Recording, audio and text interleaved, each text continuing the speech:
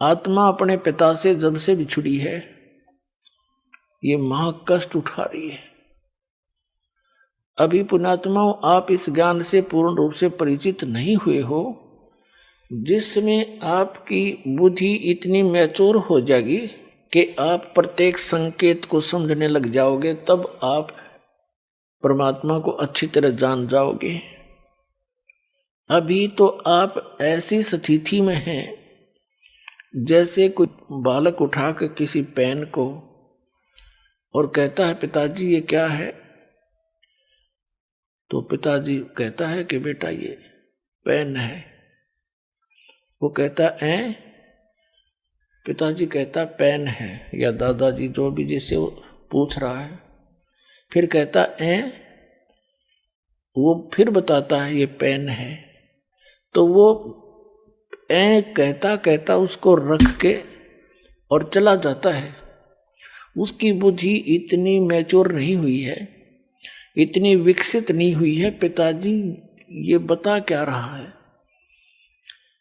और उसको अविश्वास भी नहीं, क्योंकि वो अपने फादर से पूछ रहा है, लेकिन उसकी बुद्धि स्वीकार नहीं कर रही पेन है क्या वस्तु। और जब वो थोड़ा सा बड़ा हो जाता है, फिर उसको कहते हैं बेटा या बेटी, वो पेन ला उठा करके दौड़ा जाता है और पेन उठा के ला देता है, फिर नहीं पूछता ये क्या है। तो पुण्यात्माओं, अभी आपकी या नहीं मिट्टी है, इस को मिटाने के लिए इतना ज्ञान दिया जा रहा है, सैकड़ों प्रमाण रखे जा रहे हैं आपके सामने। एक दिन आपकी या मिट जाएगी, क्योंकि ज्ञान से ही मिटेगी। वो क्या है, जैसे हम कहते हैं परमात्मा कबीर साहब है, आप सभी स्वीकार करते हो क्योंकि प्रमाण गणे दे दिए। फिर हम बताते हैं कि ये लोक यहां रहने का नहीं है, और ये परिवार जिसको आप मानते हो आपका नहीं है। ये परमात्मा के बच्चे आपके संस्कारवश जुड़े हुए हैं, और जो संपत्ति, जो घर मकान कोठी बंगले तुम बनाए बैठे हो, ये आपके नहीं है। लेकिन आप अस्वीकार भी नहीं करते। दास बोल रहा है क्योंकि आप मेरे शब्द के बच्चे हो, जिसे नाद के कहते हैं, और आपको ये अविश्वास भी नहीं है कि गुरुजी गलत कह रहे हैं। लेकिन यह बात आपकी स्थिति में है अभी तक, तो एक समय ऐसा आएगा आपको ये अपने नहीं, भगवान के संपत्ति दिखाई देगी, भगवान के ही ये सब जीव दिखाई देंगे। फिर आपकी भक्ति भी दृढ़ बनेगी और आप निश्चिंत भी होगे, क्योंकि मालिक ने प्रत्येक की चिंता है। नौकर का जितना काम होता है नौकर उतना ही कर सकता है। उन बच्चों को जो उस मालिक ने देना है वो नौकर को दे देता है कि आप इनको ऐसे ऐसे सुविधाएं प्राप्त कराओ, तो वो नौकर का उतना ही काम है वो करवा दे।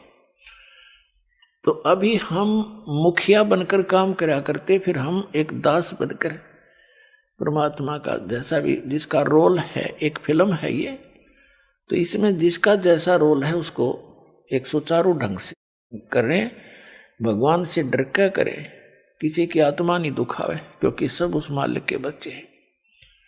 और इस मन पापी ने डांटे, जरा सा क्रोध होकर मन माने यू घर में कड़े मचवा दे 1 मिनट में, उसको ज्ञान से और परमात्मा के भय से उसको कंट्रोल करें। तो अब दास तो आपको बता रहा है कि आप यहां बहुत कष्ट उठा रहे हो,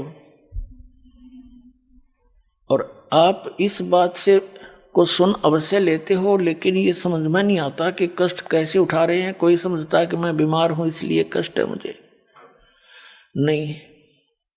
यहां जो मूल कष्ट है जन्म और मरण का, ये भारी रोग है।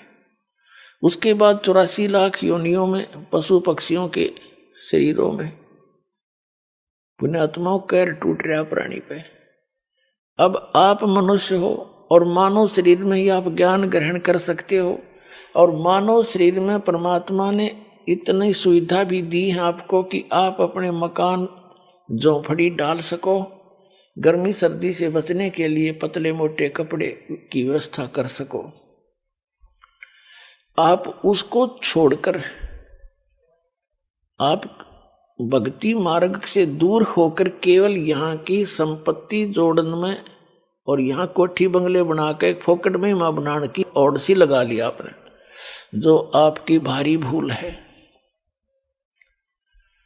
इस भूल को हटाने के लिए परमात्मा आए, पूर्ण ब्रह्म, अनंत कोट ब्रह्मांड के पालक, और एक झोंपड़ी में जुल्हा बन के हाथ से काम करके कपड़ा बुनकर एक लीला करके दिखाई कि यदि तुमने भक्ति में सफल होना है, अपनी इन मनोकामनाओं को, इच्छाओं को सीमित करना पड़ेगा। समाज को देखकर आप भक्ति मार्ग पर नहीं चल सकते। ये दूसरी बात है कि आप जैसी भक्ति करोगे वैसा फल तो आपको मिलता ही रहेगा, लेकिन मोक्ष प्राप्ति के लिए आपने अपनी सभी परंपराओं को, जो हमने स्वयं बनाकर अपने पैरों में बेड़ी डाल ली, उनको समाप्त करना पड़ेगा। पैसों की आवश्यकता किस लिए पड़ती है? बड़ी कोठी बनाकर महिमा हो जावे गांव में, नगर में कि बड़ी कोठी है उनकी, बड़ा पैसे वाला व्यक्ति है, बड़ी कार हो, चलिए तेरे संस्कार में होगी, ये तो हो ही जाएगी, और फिर हो जाती है मृत्यु। कोठी वाले की मृत्यु हो जाती है, कुत्ता बनकर उसी गली में बाहर बैठता है कीचड़ में, गर्मी और सर्दी में, ऊपर से वर्षा हो रही है, वो ठिठुर रहा है कोठी वाला बाहर बैठकर कोठी में। कोई अन्य ही प्राणी जो परमात्मा के बच्चे हैं वो भी निवास कर रहे हैं। कुछ दिनों में उनकी भी टिकट कटेगी, वो भी बाहर बैठेंगे गली में जो भक्ति नहीं करते।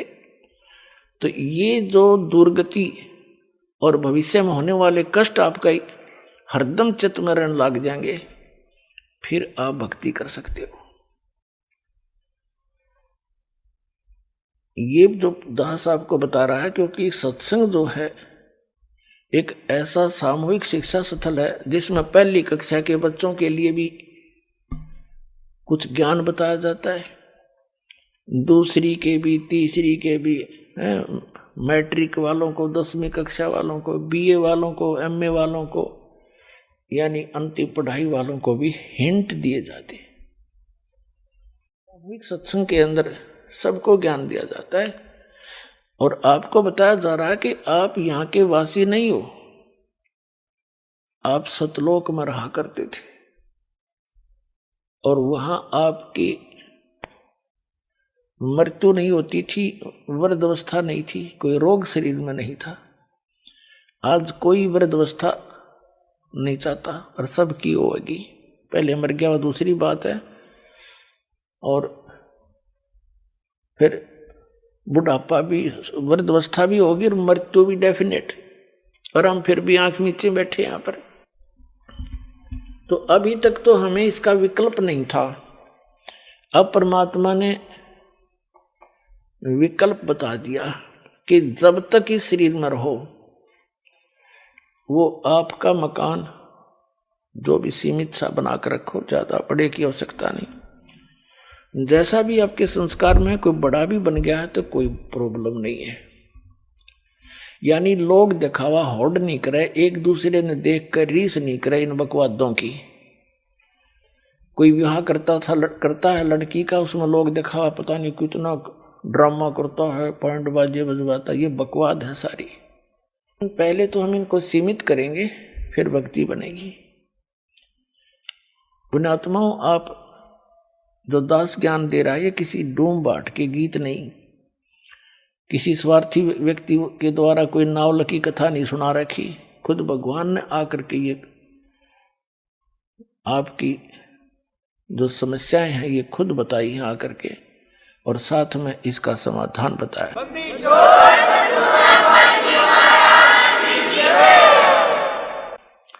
और आप जी ने बहुत दिन हो गए यहाँ कष्ट उठाते ने। अब परमात्मा कबीर जी आपके पिता हैं, सभी हम सबके, और आपके दुख को देखकर वो स्वयं दुखी रहते हैं। आपने गलती अवश्य कर दी, और जैसे एक सेब खराब हो जाती है, सेब विक्रेता को वो सेब बहुत प्यारी होती है, उसको पता है कितनी कीमती है, लेकिन खराब होने के बाद उसके पास कोई विकल्प नहीं है, उसको बाहर फेंकना ही पड़ता है। तो पुण्यात्माओं, हम उस सतलोक में रहने के लायक रहे नहीं थे, इसलिए परमात्मा ने हमें बाहर फेंकना पड़ा कि ये औरों को खराब ना करते हैं। तो अब वो कितने दयालु हैं कि शायद इनकी बुद्धि ठिकाने आ गई हो, इतने कष्ट उठा करके अब मान जा मैं अब भी सीने के लगाकर सतलोक ले जाऊंगा अपने बच्चों को, वहां कभी दुख नहीं होगा, कभी मृत्यु नहीं होगी। तो इसके लिए बताते हैं, यहां जो परमात्मा स्वयं आए थे, एक झोपड़ी में रहा करते, घास फूस की छात बना के, लकड़ों के टांग के, और उसमें 120 वर्ष रहे और सारी सृष्टि का पालन करते थे। वो सारी सृष्टि के पालक हमें ये दिखाने के लिए कि यदि तुमने मोक्ष चाहिए, ये बकवाद छोड़नी पड़ेगी, समाज को नहीं देखना होगा, एक दास बनकर रहना होगा।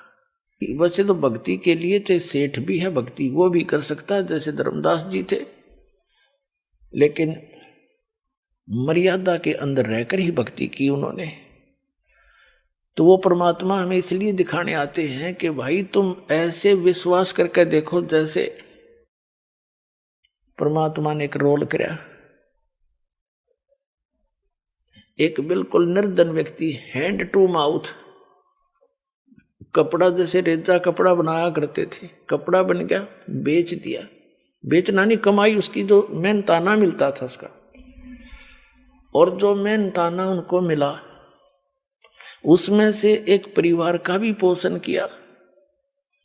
परिवार कैसा था परमात्मा कबीर जी का? उनकी कोई पत्नी नहीं थी, उनके कोई माता पिता नहीं थे, उनके कोई बालक नहीं थे, क्योंकि हमारे को आज तक परमात्मा का ज्ञान प्राप्त ही नहीं हुआ। हमने श्री राम, श्री कृष्ण, राजा दशरथ के पुत्र, इन राजाओं की और भगवान बना करके केवल इनकी कथाएं सुनी थी। जो परमात्मा की कथा हमारे सदग्रंथ बताते हैं, वेद सबसे प्रमुख माने गए हैं। तो जो भगवान लीला करता है, जो उसके गुण हैं, वो वेदों में वर्णित है, और वो वेदों में वर्णित जो लीलाएं हैं वो केवल कबीर देव ने, कबीर साहब काशी वाले धानक जुलाए ने कर रखी है। इस विश्व में किसी महापुरुष की ऐसी लीला नहीं जो वेदों से मिलती हो। तो कबीर परमात्मा है, पूर्ण ब्रह्म है, सत्य पुरुष है। तो ये परमात्मा को परमात्मा सिद्ध करने के लिए इतने प्रमाण आपके समक्ष बताए जाते हैं। तो उस परमात्मा ने जैसे कपड़ा बनते थे, उनका परिवार कोई नहीं था, उनके मतलब उनके माता पिता या बालक नहीं थे। नीरू नीमा नाम के एक मुसलमान निसंतान थे, पति पत्नी, और कबीर परमात्मा यानी पूर्ण ब्रह्म सत्य पुरुष सतलोक से आकर काशी शहर में लहर तारा नामक एक तालाब के ऊपर, तालाब के अंदर कमल के फूल के ऊपर एक शिशु रूप धारण करके विराजमान हुए थे। नीरू नीमा प्रतिदिन उस सरोवर में स्नान करने के लिए जाते थे। गर्मियों का मौसम था और परमात्मा को सरोवर में कमल के फूल पर पाकर वो फूले नहीं समाई घर ले आई। फिर परमात्मा ने 25 दिन तक कुछ भी आहार नहीं किया, तो दोनों बड़े चिंतित हुए। विशेषकर नीमा बहुत दुखी हुई और अंत में फैसला कर लिया कि यदि ये बालक मर गया तो मैं भी साथ मरूंगी। तब कबीर परमेश्वर बालक रूप में जो उनके घर पे निवास करते थे, उन्होंने प्रेरणा की भगवान शंकर से। भगवान शंकर अपने शिवलोक से आए साधु रूप बना के। तब नीरू और नीमा से उनकी समस्या का कारण पूछा, क्यों दुखी हो तुम? उन्होंने कारण बताया कि एक बालक मिला है, नीरू नीमा उसी जन्म में पहले एक ब्राह्मण ब्राह्मणी थे। गौरी शंकर और सरस्वती उनका नाम था। गौरी शंकर ब्राह्मण का, पुरुष का, और सरस्वती उस बहन का नाम था, उसकी पत्नी का। मुसलमानों ने उनको जबरदस्ती मुसलमान बना दिया था, जिस कारण से वो अन्य ब्राह्मणों ने समाज से निकाल दिया था। पहले उनको दक्षिणा मिलती थी, वो बंद होगी तो उन्होंने जुल्हे का कार्य शुरू कर दिया था। लेकिन वो भगवान शंकर के दृढ़ पुजारी थे। वो भले ही मुसलमान बन गए थे, लेकिन पूजा वो अपने भगवान शिव की हृदय से किया ही करते थे। वैसे तो यथार्थ ज्ञान आपको जब होगा तो हजरत मोहम्मद जी तो थे, ये भगवान शिव के लोक के एक गण थे, पुण्यात्मा थी। भगवान शिव के लोक से ही आए थे वो भी। मुसलमान धर्म टोटली भगवान शंकर के ही उस गण के द्वारा बताए गए ज्ञान पर, उनके फार्मूलों पर वो अपना भक्ति मार्ग करते हैं। तो भगवान शंकर ने आकर उनसे पूछा साधु रूप में, तब उन्होंने कारण बताया। नीमा ने कहा कि भगवान हमारे कोई संतान नहीं थी और हमारी आयु भी 60 वर्ष से ऊपर हो गई है। अभी कुछ दिन पहले मैंने हृदय से पुकार की थी अपने भगवान शंकर की, उन्होंने मुझे कमल के फूल पर एक बालक दिया है। अब ये बच्चा कुछ खा नहीं रहा, ना पी रहा है, ये मर गया तो साथ मरूंगी महात्मा जी। अब मैं इस विदाई के दुख को सहन नहीं कर सकती, ये बालक मुझे इतना प्यारा लगता है। शंकर भगवान ने कहा कि माई वो दिखा तेरा बालक कहाँ है, लाना जरा बाहर। माई लाई नीमा उठा के, सोचा बालक को महात्मा जी के चरणों में डाल दूं, ये कुछ रहम कर दे, इनका जीवन बच जावे। इस उद्देश्य से नीमा ने भगवान शंकर के चरणों में बच्चा डालना चाहा, ऐसे चरणों में रखना चाहा, ऐसे आकाश में उड़ गए भगवान और भगवान शंकर के सिर के बराबर में आके ऐसे स्थिर हो गया हवा में। नीमा ने सोचा कि इस बाबा जी में करामात बहुत घनी, मेरा बेटा उड़ा दिया, हवा में रोक दिया। तब परमात्मा ने कहा कि हे महात्मा जी, इनसे कहो एक कंवारी बछिया ले आवे, उस कंवारी बछिया पर आप अपना हाथ रख देना आशीर्वाद का, वो दूध दिया करेगी। अब भगवान शिव ने जब देखा बालक आकाश में उड़ गया, शिव जी को तो पता था कि कोई मेरा योगदान नहीं है इसके आकाश में उड़ जाने में, और ये बोल रहा है छोटा सा बालक, ये कोई महापुरुष है, सिद्ध पुरुष है। भगवान शिव ने ऐसा किया कि आओ मेरे पास, गोदी में आ गए परमात्मा, उनके हाथों में आ गए, जैसे बालक आ जाता है। फिर भी 2-3-4 बार उनसे बात करी और फिर कहा कि इनसे मैंने जो कहा वैसा करें। तब नीमा को भगवान शंकर ने कहा कि नीमा माई, ये बेटा तेरा मरने वाला नहीं है, देखो मैंने इसका हस्तरेखा देखी है, इसकी तो बहुत लंबी आयु है, ये जब तक चाहेगा शरीर नहीं छोड़ेगा, तू चिंता ना कर, ये मरेगा नहीं। नीमा ने कहा बाबा जी, महात्मा जी, इन सूखी सांत्वनाओं से मेरा दिल ना डटे, मेरी आत्मा जब मानेगी जब ये कुछ दूध पी लेगा। तो भगवान ने कहा कबीर साहब ने कि इनको कहो गाय ले आओ कंवारी। तब भगवान शंकर ने कहा जाओ एक कंवारी गाय लाओ। नीरू नीमा के पति से कहा। नीरू गया और कुम्हार से एक ताजा बर्तन लाना, मटका, पात्र, छोटा घड़ा जिसमें दूध निकाला जाया करेगा। अब नीरू गया, एक बछिया ले आया और एक छोटा सा मटका ले आया, छोटा सा, और छोटे छोटे बर्तन जो मुंह लगा के पीते हैं, कप टाइप मिट्टी के बना करते थे पहले, उनको हमारे यहाँ तो कसोरे बोलते हैं, मिट्टी के प्याले वो भी ले आए।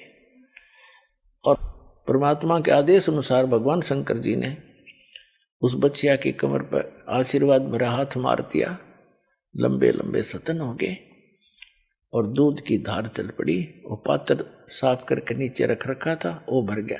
तो उस प्रकार परमात्मा के प्रतिदिन वो ये दूध पान करने लगे। परिवर्ष की लीला कबीर परमात्मा की बालक रूप में जब आए थे, कंवारी गाय से हुई थी। ये परमात्मा कबीर जी की जीवनी में लिखा है। और उस परमेश्वर कबीर जी ने जो परमात्मा परम अक्षर ब्रह्म सत्य पुरुष अमर पुरुष जो लीला किया करता है, वो लीला कर रखी थी। उसी के अनुसार वो आदरणीय गरीबदास साहिब जी को मिले थे, जैसे कि आपको सत्संग में सुनाया था सुबह। उनको सचखंड लेकर गए थे, फिर उनके अंदर पूरा ज्ञान भर दिया था भूत और भविष्य का।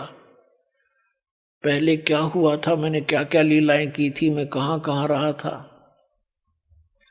जैसे श्री तुलसीदास जी ने लाखों वर्ष पहले की रामायण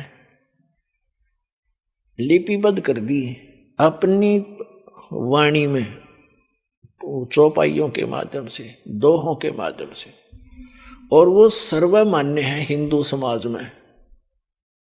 इसी प्रकार आदरणीय गरीबदास साहिब जी ने उस परम अक्षर ब्रह्म की लीला, कबीर परमेश्वर की लीला, उनके द्वारा प्राप्त दिव्य दृष्टि और दिव्य ज्ञान के आधार से अपनी अमृत वाणी में लिख रखी है, जो एज इट इज सर्वमान्य है। जो परमात्मा ने लीला की थी उनसे भी मिलती है, जो कबीर सागर में लिखी हुई है। और जैसे दिव्य दृष्टि जो होती है, इसकी क्षमता होती है, क्षमता, जैसे दूरबीन होती है, दूरबीन उनकी क्षमता होती है, एक तो 1 किलोमीटर तक का दिखा दे, एक मनमाने आसमान में सैकड़ों किलोमीटर तक या दूर तक का देख सकती है। इसी प्रकार दिव्य दृष्टि और दिव्य ज्ञान की भी अपनी क्षमता हो। तो आदरणीय गरीबदास साहिब जी के पास जो दिव्य ज्ञान और दिव्य दृष्टि थी, वो श्री तुलसीदास जी के दिव्य ज्ञान और दिव्य दृष्टि से कहीं अधिक महत्वपूर्ण और ज्यादा शक्तिशाली थी, अधिक श्रेष्ठ थी। तो आदरणीय गरीबदास साहिब जी ने भी अपनी वाणी में प्रमाण दिया है। तो पुण्यात्माओं, सबसे पहले तो आपको परिचित कराते हैं कि क्या ये लीला कबीर साहब ने की। कंवारी गायों का दूध पिया बचपन में, वो कहाँ प्रमाण है, आपके रूबरू करते हैं पवित्र कबीर सागर के अंदर। पुण्यात्माओं, जब तक आप जी को ये विश्वास दृढ़ नहीं होगा कि हम जिस परमेश्वर की शरण में हैं वो कौन है और कितना लाभ दे सकता है, तो तब तक आप दृढ़ नहीं हो सकते। आपको दृढ़ करने के लिए ये ढेर सारे प्रमाण दिखाए जाएंगे, और इस ज्ञान को समझने के बाद आपकी स्थिति ऐसी हो जाएगी। कबीर साहब ने बताया है कि बंदी छोड़ दयाल जी, ऐसे बोला करोगे तुम, आपकी आत्मा कहा करेगी, बंदी छोड़ दयाल जी तुम तक हमारी दौड़े, जैसे काग जहाज कहा अब सूजत और न ठोरे। जैसे समुद्री जहाज के ऊपर कौवा बैठकर चला जाता था और सामने बैठ जाता, वो खाना खाने के अगे रोटी खाएंगे मुझे भी डाल लेंगे। शाम को वो खाना खाने के समय वो खा रहे होते हैं, वो बैठ जाता ऊपर चला जाता है। रात्रि में 200-300 किलोमीटर, 400-500 किलोमीटर जहाज चला जाता है। और पुराने समय में क्या होता था कि ये दिशा सूचक कई बार जो सही दिशा नहीं बता रहे होते थे, उसका कारण ये होता था कि समुद्र में कई चुंबकीय चट्टानें होती हैं, जिस कारण से वो दिशा सूचक चुंबक डिस्टर्ब हो जाता था। तो जहाज के जो चालक होते थे वो सुबह अपने दिशा सूचक यंत्र को चेक करने के लिए जो कौवा जहाज पर बैठा होता है उसको विवश कर देते थे, डड़े मार मार कर उड़ने के लिए। बहुत पुराने समय की बात है। और कौवे के अंदर एक विशेषता दी है परमात्मा ने कि वो उस दिशा को कभी नहीं भूलता जिस दिशा से वो चला था, पूर्व से चला था या पश्चिम से चला था या दक्षिण से चला था। तो कौवा उड़कर उसी दिशा को बैक होने की चेष्टा करता है जिस दिशा से वो चले थे, एग्जैक्ट। तो उधर से कौवे की दो दिशा देख करके अपनी दिशा को वो चालक अपने यंत्र को चेक कर लेते थे और अपनी दिशा से भी वो कन्फर्म हो जाते थे कि हम सही जा रहे हैं, नहीं तो ठीक कर लेते थे। अब कौवा 150-200 फुट तक दौड़ता है, उड़ जाता है वापस आने के लिए कि वहां से पत्थर उत्थर मार दिए उसके। अब उस जहां देखता वहां जल ही जल है, और जल में जहां बैठे वहीं डूब मरे। चारों तरफ देखकर वो वापस कहीं स्थान उसको बैठने का यानी सपोर्ट नहीं मिलता, सब डूबने का स्थान, मृत्यु का स्थान दिखाई देता है। तो वापस आकर के वो जहाज पर ही शरण लेता है और फिर वो चालक उसको कुछ नहीं कहते। तो जिस प्रकार उस जहाज के कौवे को उस जहाज के अतिरिक्त अपनी जीवन रक्षा का स्थान कहीं नजर नहीं आया और वापस में वो जहाज ही आकर ग्रहण किया, जहाज में बैठा और सारा डूब मरण का था। तो परमात्मा कबीर जी कहते हैं जिस समय आप जी को मेरी पहचान हो जाएगी उस समय आपकी आत्मा ये पुकार करेगी, बंदी छोड़ दयाल जी तुम तक हमारी दौड़े, जैसे काग जहाज का अब सूजत और न ठोरे। और ठिकाना पृथ्वी पर आपने दिखाई नहीं देगा इस सतलोक आश्रम पर वाला के अतिरिक्त। ऐसी स्थिति कर दूंगा आपकी।